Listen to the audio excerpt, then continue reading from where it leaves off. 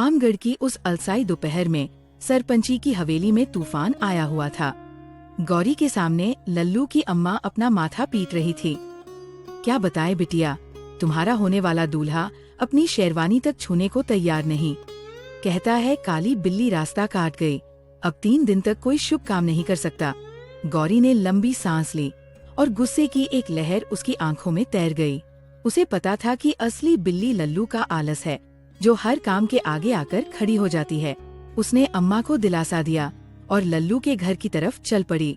वहाँ आंगन में चारपाई पर लल्लू महाराज चैन की नींद सो रहे थे। उसकी मोटी तोंद हर सांस के साथ ऊपर नीचे हो रही थी। बगल में एक छोटा लड़का बैठा उसे हाथ वाले पंखे से हवा कर रहा था। गौरी ने लड़के से पूछा, ये क्या हो रहा है? लड़के ने मासूमियत से जवाब दिया, लल्लू भैया ने कहा 1 घंटा पंखा झलोगे तो 1 आम दूंगा। गौरी का खून खौल उठा। यही था उसका होने वाला पति, जिसने काम से बचने के लिए एक बच्चे को भी काम पर लगा दिया था। लल्लू। गौरी की आवाज बिजली की तरह कड़की। लल्लू हड़बड़ा कर उठा। उसकी आंखें अभी भी नींद में थीं। अरे गौरी, तुम?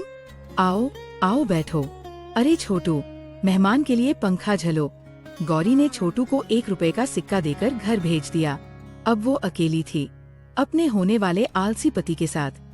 शादी की तैयारी क्यों नहीं कर रहे? शेरवानी पहनकर देखने में क्या दिक्कत थी? लल्लू ने जम्हाई लेते हुए कहा, अरे वो बिल्ली ने रास्ता काट दिया ना। और वैसे भी आज तो गुरुवार है, गुरुवार को नए कपड़े नहीं पहनते। और मेरी दाहिनी आंख भी फड़क रही थी। बहुत बड़ा अपशगुन है ये। वो एक सांस में 10 अंधविश्वासी बहाने गिना गया। गौरी का गुस्सा अब लाचारी में बदल रहा था। वो जानती थी कि लल्लू का दिल सोने का है, पर उस सोने पर आलस की इतनी मोटी परत चढ़ी थी कि उसे खुरचना नामुमकिन लगता था। उसे लल्लू से प्यार था, पर क्या वो अपनी पूरी जिंदगी ऐसे ही बहानों के साथ गुजार सकती थी? ये सवाल उसके दिल में कांटे की तरह चुभ रहा था। ये खबर गांव के चौपाल तक आग की तरह फैल गई। सुना, सरपंची की बेटी की शादी टूट रही है। एक बुजुर्ग ने हुक्का गुड़गुड़ाते हुए कहा, अरे टूटेगी नहीं तो क्या होगा? वो लल्लू है कि कामचोरी का पुतला। उसे तो बस चारपाई और आम का अचार दे दो, और कुछ नहीं चाहिए जिंदगी में। चौपाल पर बैठे सभी लोग ठहाका मारकर हंस पड़े। गौरी के पिता सरपंच साहब, जो वहीं से गुजर रहे थे, ये सुनकर तिलमिला उठे। उनकी बेटी की जिंदगी का तमाशा बन रहा था। उसी शाम उन्होंने लल्लू की माँ को साफ साफ कह दिया, सुनो बहन जी, या तो तुम्हारा बेटा कल तक ये साबित करे कि वो एक जिम्मेदार इंसान है, या फिर इस शादी को भूल जाओ। मैं अपनी बेटी को किसी नकारे के पल्ले नहीं बांध सकता। ये एक अल्टीमेटम था। लल्लू की माँ के पैरों तले जमीन खिसक गई। घर की इज्जत दाव पर लगी थी। अब एक ही रास्ता बचा था, जो हर मुश्किल में गांव वालों को बचाता था, पंडित जी का दरबार। पंडित जी अपनी कुटिया में बैठे पोथी के पन्ने पलट रहे थे, जब लल्लू और उसकी माँ रोते पीटते उनके चरणों में गिर पड़े। बचा लीजिए पंडित जी, बड़ी बेइज्जती हो रही है, कोई उपाय बताइए। पंडित जी ने चश्मा ठीक करते हुए लल्लू को ऊपर से नीचे तक देखा। वो लल्लू की रग रग से वाकिफ थे। उन्होंने आंखें बंद की, कुछ मंत्र बुदबुदाए और फिर एक गहरी सांस लेकर बोले, बालक पर मंगल दोष है और शनि की वक्र दृष्टि भी है। बहुत भयंकर श्राप है। शादी से पहले इस श्राप को काटना होगा, नहीं तो अनर्थ हो जाएगा। लल्लू की माँ और कांपने लगी। कैसा उपाय पंडित जी? पंडित जी की आंखों में एक शरारती चमक आई। उपाय बहुत सरल है। बालक का विवाह पहले एक वृक्ष से करवाना होगा। वृक्ष सारी नकारात्मक ऊर्जा सोख लेगा। तुम्हारे खेत के किनारे जो पुराना आम का पेड़ है, उससे शुभ मुहूर्त में इसके 7 फेरे करवा दो। सारी बला टल जाएगी। लल्लू, जो अब तक डरा हुआ था, ये सुनकर खुश हो गया। पेट से शादी? मतलब कोई चिक-चिक नहीं, कोई काम का बोझ नहीं। वो तो तुरंत तैयार हो गया। उसे क्या पता था कि ये पंडित जी की शरारत और गौरी की किस्मत का पहला पन्ना था। और इस तरह आमगढ़ के इतिहास में वो अनोखी बारात निकली। ढोलन गाड़े बज रहे थे, लेकिन दूल्हा घोड़ी पर नहीं, बल्कि अपने ही खेत में लगे एक विशाल आम के पेड़ के चक्कर लगा रहा था। लल्लू ने सुनहरी शेरवानी पहनी थी, सिर पर सहरा सजा था। वो पूरी गंभीरता से पंडित जी के बताए मंत्रों के साथ पेड़ के साथ चक्कर ले रहा था। गांव वाले जो ये तमाशा देखने जुटे थे अपनी हंसी दबाए खड़े थे। कुछ औरतें पेट पर हल्दी कुमकुम लगा रही थी, जैसे वो सचमुची दुल्हन हो। लल्लू ने आखिरी फेरा पूरा करके पेट के तने को छुआ और आंखें बंद करके बोला, स्वीकार है, स्वीकार है, स्वीकार है।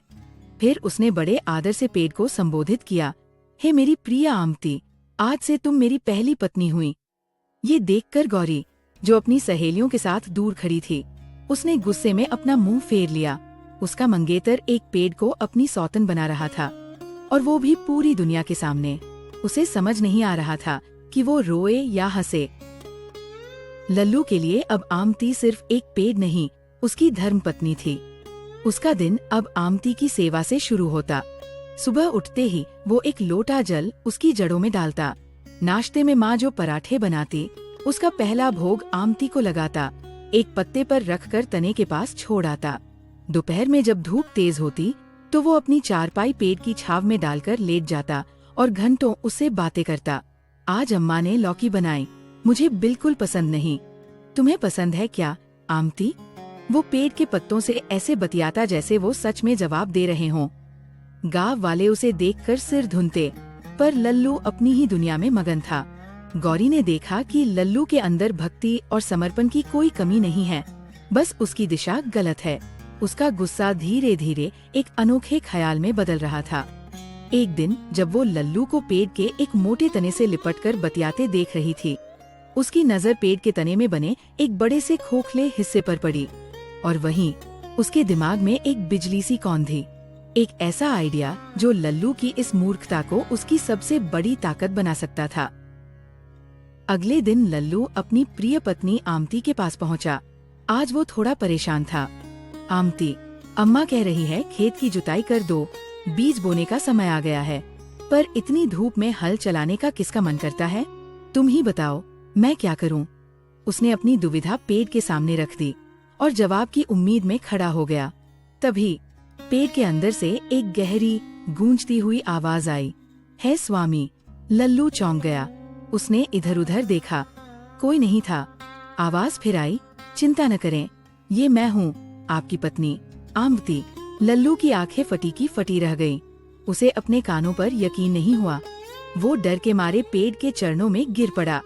पेड़ के खोखले तने के अंदर अपने मुंह पर हाथ रखे गौरी अपनी हंसी दबाने की पूरी कोशिश कर रही थी। उसने अपनी आवाज बदलकर फिर कहा, स्वामी, ये धरती हमारी माँ है, ये खेत बंजर पड़े हैं, हमारे प्रेम का फल कैसे मिलेगा अगर आप इसमें मेहनत का बीज ही नहीं बोएंगे? जाइए और अपना कर्तव्य पूरा कीजिए। ये लल्लू के लिए कोई साधारण आवाज नहीं थी, ये दैवीय आदेश था। उसकी पत्नी साक्षात वृक्ष देवी उससे बात कर रही थी। अब आलस कैसा, अब थकान कैसी? लल्लू ऐसे उठा जैसे उस पर साक्षात हनुमान जी की शक्ति आ गई हो।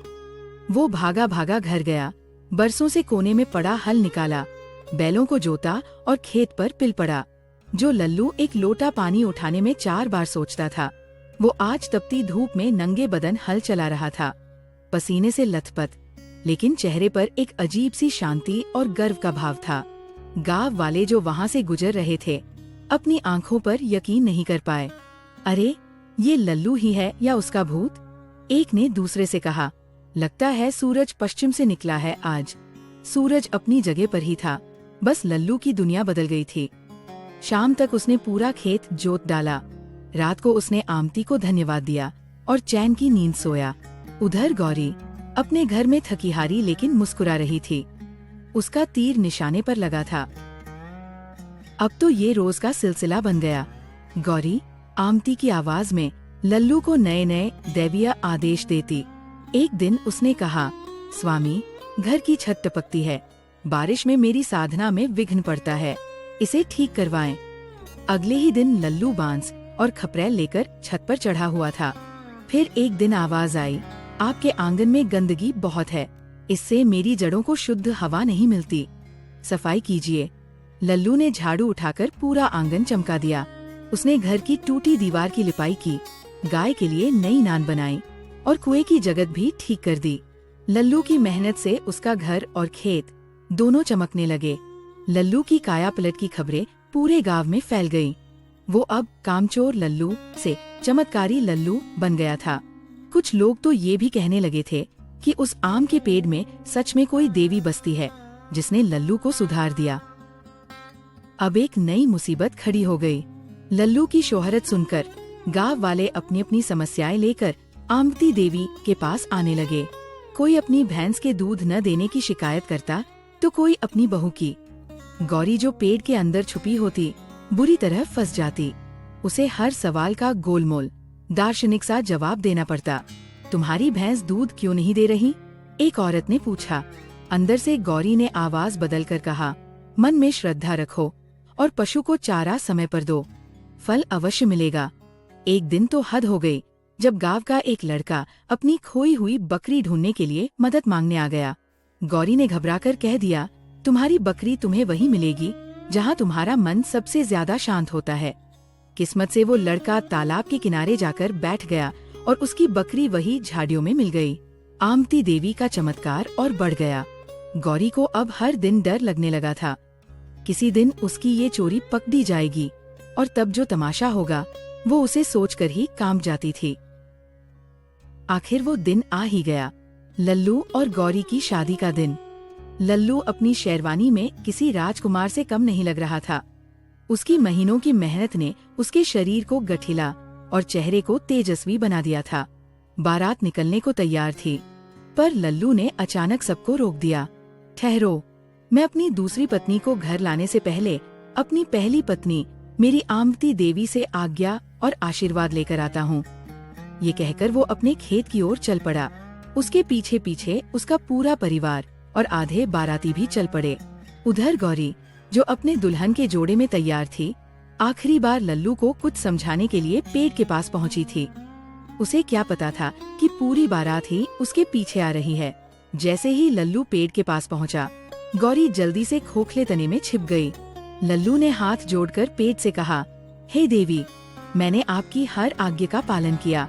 आज मैं गौरी को अपनी जीवन संगिनी बनाने जा रहा हूँ। क्या आप मुझे आज्ञा देती हैं? कृपया अपना आशीर्वाद दें। सारा गांव, सारे बाराती सब सांस रोककर उस पेड़ की तरफ देख रहे थे। अंदर फंसी गौरी का दिमाग तेजी से चल रहा था। ये उसका आखिरी दाव था। उसने अपनी पूरी ताकत लगाकर अपनी सबसे शाही और गहरी आवाज में कहा, एक अच्छा मनुष्य अपने सभी कर्तव्यों का पालन करता है। गौरी, अब तुम्हारा सांसारिक कर्तव्य है। तुम्हारी मेहनत ने मुझे प्रसन्न किया। जाओ, तुम्हें मेरा आशीर्वाद है। लल्लू की आंखें भर आईं। उसे देवी का आशीर्वाद मिल गया था। वो खुशी से मुड़ा और लोगों से चलने को कहा। अंदर गौरी ने राहत की सांस ली। जैसे ही भीड़ मुड़ी, वो चुपके से खोखले तने से बाहर निकलने लगी। लेकिन हाय री किस्मत, उसके भारी लहंगे का एक कोना पेड़ की टूटी हुई छाल में अटक गया। वो बाहर तो निकली, पर उसके लहंगे का एक हिस्सा पेड़ पर ही लटका रह गया। तभी एक बच्चे ने चिल्लाकर कहा, देखो देखो, पेड़ ने लहंगा पहना है। सबकी नजर उस तरफ घूमी। गौरी, जो निकलने की जल्दी में थी, हड़बड़ा कर अपना संतुलन खो बैठी और पत्तों और धूल में सनी हुई धड़ाम से सबके सामने आ गिरी। एक पल के लिए वहां मौत जैसा सन्नाटा छा गया। फिर पंडित जी अपनी हंसी रोक नहीं पाए और उनके हंसते ही जैसे एक बांध टूट गया। पूरा गांव, सारे बाराती सब ठहाके मार मार कर हंसने लगे। हंसी का ऐसा फव्वारा छूटा कि पेड़ के पत्ते भी हिलने लगे। लल्लू हक्का बक्का खड़ा था।